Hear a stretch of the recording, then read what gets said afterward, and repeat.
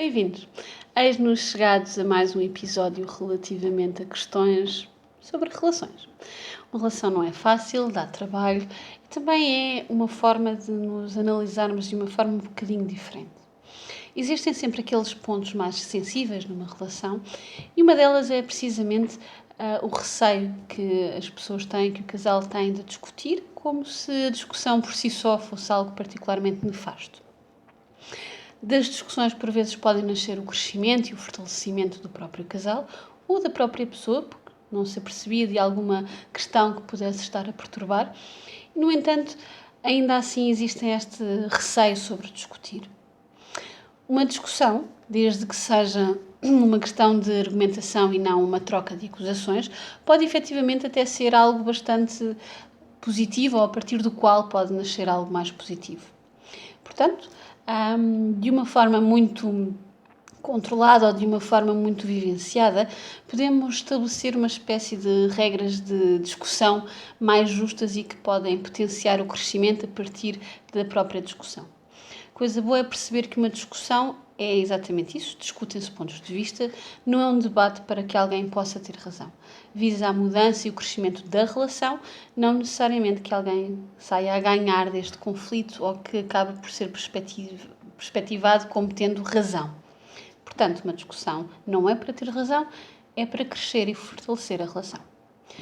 Estávamos então a falar de regras de discussão mais justas e a primeira será efetivamente tentar ambos os membros do casal manterem-se o mais calmos possível. Claramente, estamos a falar de questões mais emocionais e é importante deixar as emoções nas palavras, não necessariamente nas ações.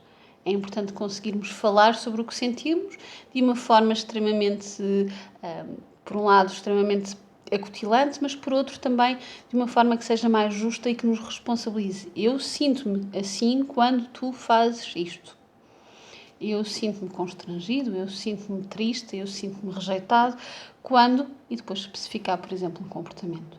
Isto, de facto, requer uma grande dose de calma e é, efetivamente, o primeiro ponto de partida. Por outro lado, é também importante que sejamos mais específicos, ou seja, isto implica que não se generalize. Tu és sempre assim, tu nunca me ouves, tu não fazes nada daquilo que eu te peço. Tentar ser específico relativamente a um episódio, relativamente a uma situação que nos tenha deixado mais desconfortáveis, por um lado. E por outro, de facto, apontar comportamentos e não generalizações. Porque as generalizações são apenas uma forma muito pouco útil, por um lado, mas também muito pouco verídica de processarmos a informação que nos chega. Claro, podemos, de facto, ter vários temas que queremos abordar, mas deixe ao critério do casal discutir apenas um tema de cada vez, porque senão estamos a acumular temas e a discussão torna-se um novelo demasiado emaranhado para conseguirmos pegar o fio à meada. Portanto, um tema de cada vez, de uma forma muito mais específica, muito mais tentando também ouvir o outro. Se for necessário de falar por turnos, que se fale por turnos. Por outro lado, também é importante salvaguardar o outro, com quem temos uma relação, de golpes mais baixos. Áreas de particular sensibilidade para o outro, deixar de fora da discussão. Não é um argumento, é um ponto fraco. E o ponto fraco da pessoa deve ser salvaguardado e respeitado dentro do possível. Por outro lado, não se fechar em copas, não dizer não vale a pena falar contigo e ficar tipo uma concha, como se não houvesse motivo para se poder discutir porque não há esperança na mudança. Isso, de facto, às vezes pode ter um efeito bastante nefasto.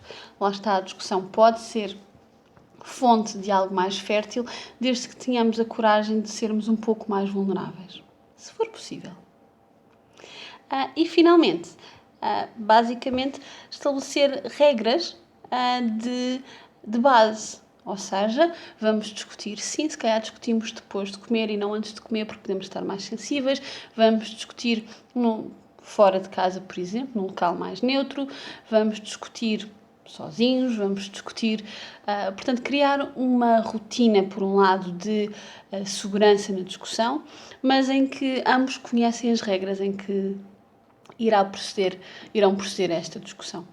Portanto, Resumindo, não ter medo da discussão, estabelecer regras que sejam positivas para a discussão, para que esta seja exatamente isso, uma discussão, uma troca de ideias e uma fonte de crescimento, e não um debate em que um ganha e o outro tem de mudar só por si e sozinho.